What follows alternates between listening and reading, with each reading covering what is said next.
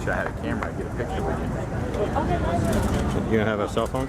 No, I don't. I left it up. See you guys. We're going back in time. Break a leg. Break a leg.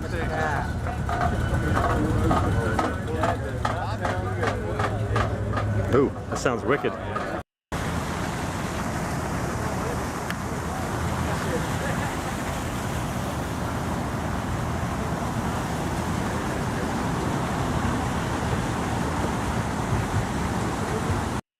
For the attention of the entire nation, especially since the movie came out.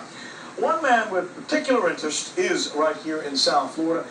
He's got what probably is the largest private collection of John F. Kennedy memorabilia that JFK actually died in. Town 7's Rochelle Bridges has the story.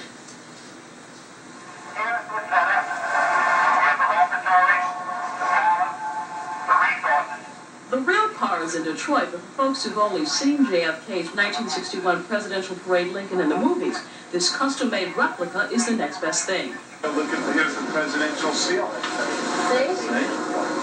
That's for the President of the United States. What did they give him? This man bought it. What man? That man is Fred Shosheli. He has the car and 20,000 other Kennedy pieces, making him the largest private JFK collector in the country. They were up 20,000 feet, to do a sailboat going downhill. This pin right here, it says Jack Kennedy. This was made for the 1964 election. John Kennedy wrote this in August of 1958. It says to P.L. Prattis, with high regards for his work, and every good wish, John Kennedy. His memorabilia has been in the movies. After director Oliver Stone used the car in the movie JFK, 3/4 of it had to be repainted. Although his business is complete with 1960s JFK memorabilia, he's no Kennedy kook. Shosheli owns a McDonald's in Fort Lauderdale, has a picture of JFK campaigning on Miami Beach. He sold 2 of his 3 restaurants to build a Kennedy museum in Kissimmee. It flopped. Now he takes his Kennedy stuff on the road. What do people ask you most frequently about John? Well, ironically, they want to know what he was doing that got him killed.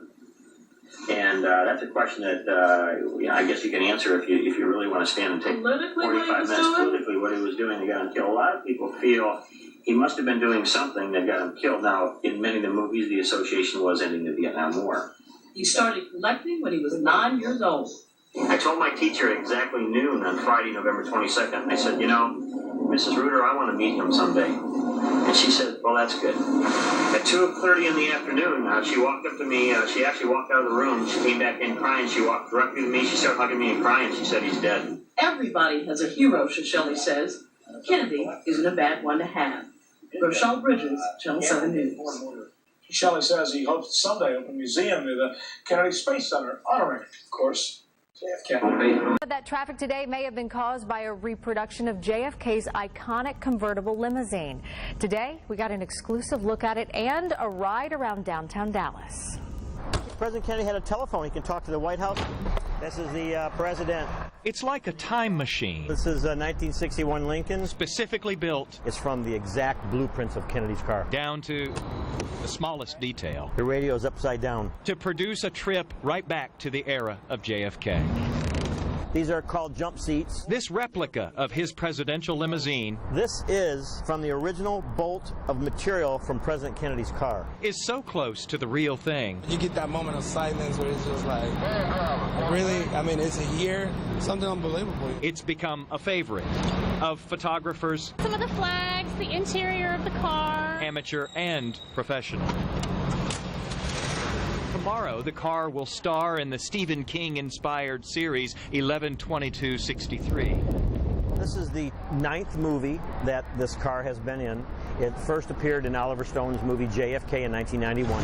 Owner and JFK history buff Nicholas Shelley took us for a ride just blocks away from the set at Dealey Plaza. Driving in here is all different than any other city it's been in. The limo stops traffic. Thank you. As drivers admire it. This keeps the memory going. Shelley loves lending his car to JFK Productions, but all the movies and all the years later, he says, the ending still comes as a shock. I wait for it not to happen. That's what I wish it would not happen, but it always keeps happening. Jason Wheeler, Channel 8 News.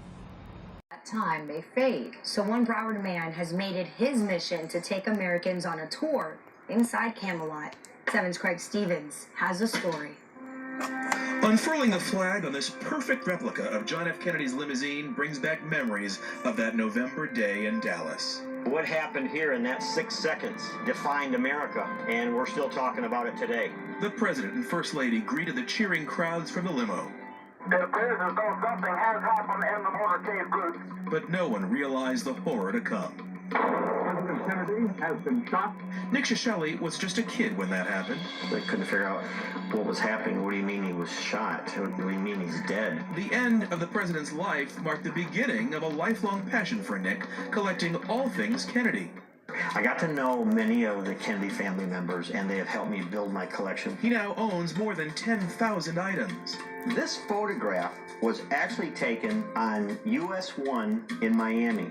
This is an original oil painting that was done as a presentation for the US stamp. Nick has toured the country with his collection, giving people a unique look inside Camelot. 330,000 people passed through this exhibit at the New York State Fair. There was over 2,000 to 3,000 people a day were coming through there. Nick has the portrait of Kennedy by American artist Norman Rockwell and the pens used to sign the nuclear test ban treaty with the then Soviet Union. Even a silver dagger given to JFK by the German Chancellor during his 1963 visit to Berlin. But for Nick, his most prized possession is this 1961 Ford Lincoln, identical to the one Kennedy was riding in the day he died. It's Kennedy blue. Believe it or not, he actually picked this color himself. This car has been in 11 different movies. Movies like JFK starring Kevin Costner. We actually took the car into the White House garage, and all the Secret Service agents came out, guns, everything, and took photographs of the car. He also has personal items in the collection, like JFK's sweater. It was a gift actually from the children, and this was left at the LBJ Ranch November 22nd. My favorite item would be his jewelry box. It was given to him in 1946 by his dad, by Joe Kennedy. The sets of cufflinks and religious medals give an intimate glimpse into Kennedy's personal life and connects people with an important part of American history. We all have something to give back to the community. Mine has been, I planted the seed of history into somebody. And now, with the recently released FBI documents revealing details of the assassination investigation, we remember that terrible day all over again. I'm telling you, I don't feel so good. My heart is aching. The day South Florida and the nation shed tears for a lost president. I'm Craig Stevens, 7 News.